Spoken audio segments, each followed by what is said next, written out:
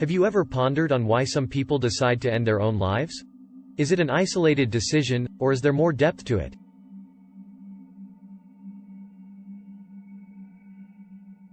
Emile Durkheim's Suicide is an influential work in sociology that delves into the roots and social triggers of suicide. Initially published in 1897, it persists as an exemplary text in the discipline and has significantly aided in our comprehension of suicide as a societal phenomenon.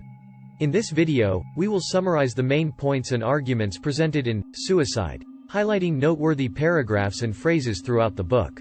Introduction. In the introduction, Durkheim establishes that suicide is a social fact, indicating that it is an occurrence that is not solely an individual's own doing but rather influenced by social factors.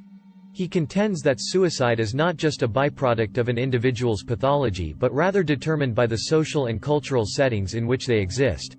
Durkheim aims to understand the social triggers of suicide and provide a sociological explanation for this occurrence.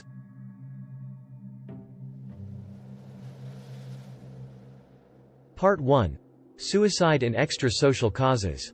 In Part 1, Durkheim studies extra-social causes of suicide, such as psychological and biological factors. He posits that these causes alone cannot completely clarify suicide and that social factors must also be in effect.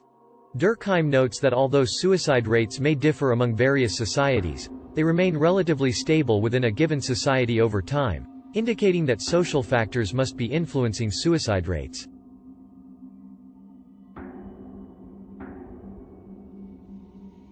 Part 2. Suicide and social causes. In Part 2, Durkheim turns his focus towards the social causes of suicide. He identifies 4 forms of suicide: egoistic, altruistic, anomic, and fatalistic. Egoistic suicide is caused by a lack of an individual's integration into society, whereas altruistic suicide is caused by excessive integration into society. Anomic suicide is caused by a breakdown in social norms and regulation, while fatalistic suicide is caused by excessive regulation. Durkheim argues that the level of social integration and regulation within a society can greatly impact suicide rates. He notes that suicide rates tend to be higher in societies that are less integrated and regulated, such as modern industrial societies, as compared to more traditional societies.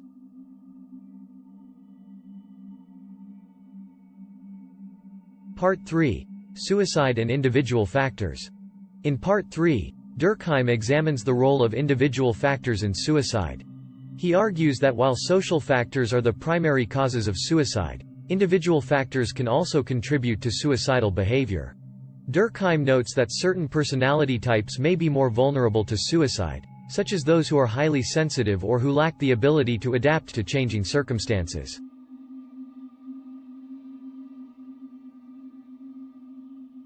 Conclusion. In conclusion, Durkheim's Suicide presents a comprehensive sociological analysis of suicide as a social phenomenon. He asserts that suicide is not solely a result of individual pathology, but rather influenced by social and cultural factors. Durkheim's concept of social integration and regulation provides an effective framework for understanding suicide rates across different societies and historical periods.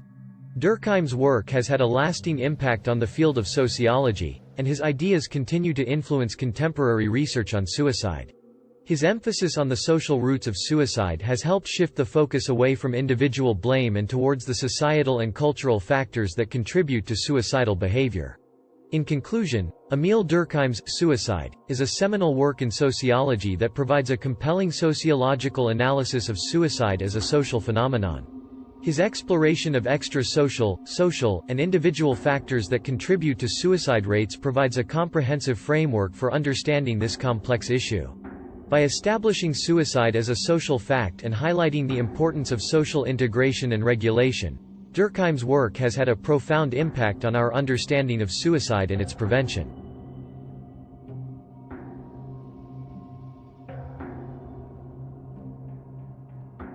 We hope you found this summary of Emile Durkheim's Suicide informative and enlightening. If you're interested in learning more about the social origins of suicide, we highly recommend reading this influential work. Understanding suicide as a social phenomenon is crucial for addressing this issue and developing effective prevention strategies. Thank you for watching, and don't forget to like and subscribe for more compelling content on sociology, philosophy, anthropology and other related topics. Until next time.